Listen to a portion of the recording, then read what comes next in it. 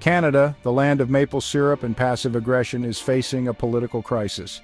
Prime Minister Justin Trudeau, once the golden boy of Canadian politics, is now mired in controversy. His leadership, once lauded, is now questioned. The opposition, led by the fiery Pierre Poilievre, smells blood in the water. Poilievre, never one to mince words, has launched a blistering attack on Trudeau's integrity. At the heart of this political brawl is a security clearance.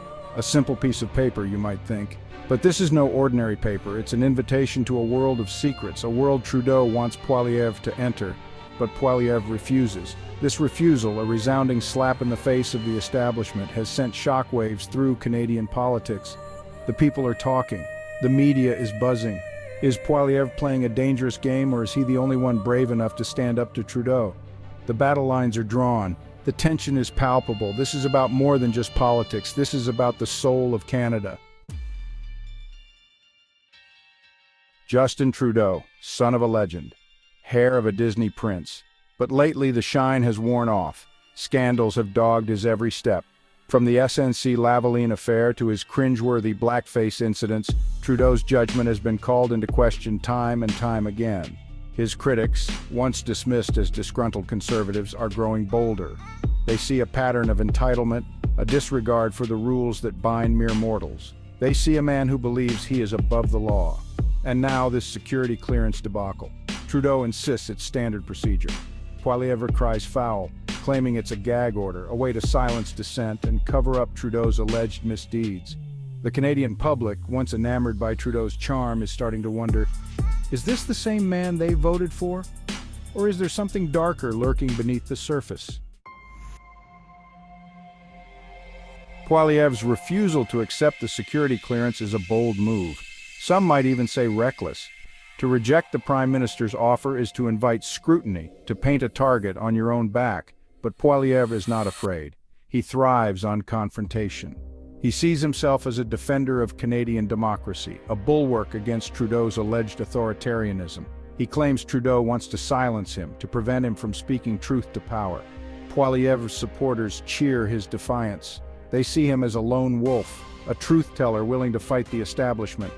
His detractors, however, accuse him of grandstanding, of putting his own political ambitions ahead of the country's interests. One thing is certain, Poilievre's refusal has thrown down the gauntlet. The question is, will Trudeau pick it up? Whispers of authoritarianism.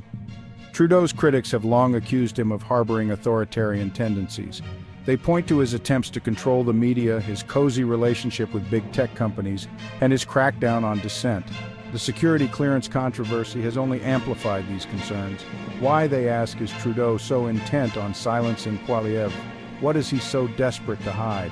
Some whisper of a conspiracy, a web of deceit that reaches the highest levels of government. They claim Trudeau is compromised, beholden to foreign powers. Others dismiss these claims as baseless paranoia, the ravings of conspiracy theorists.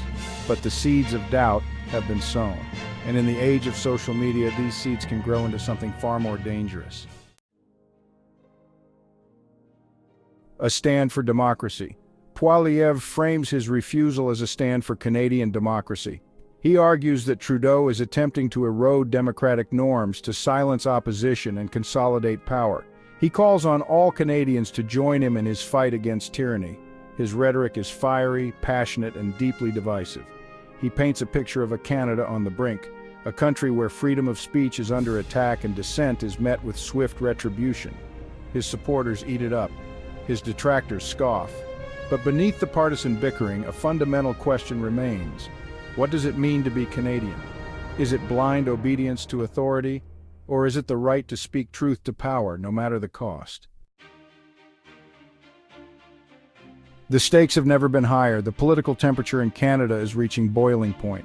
The Trudeau-Poilievre feud has exposed deep divisions within Canadian society. Trust in institutions is eroding. The future feels uncertain. The world is watching.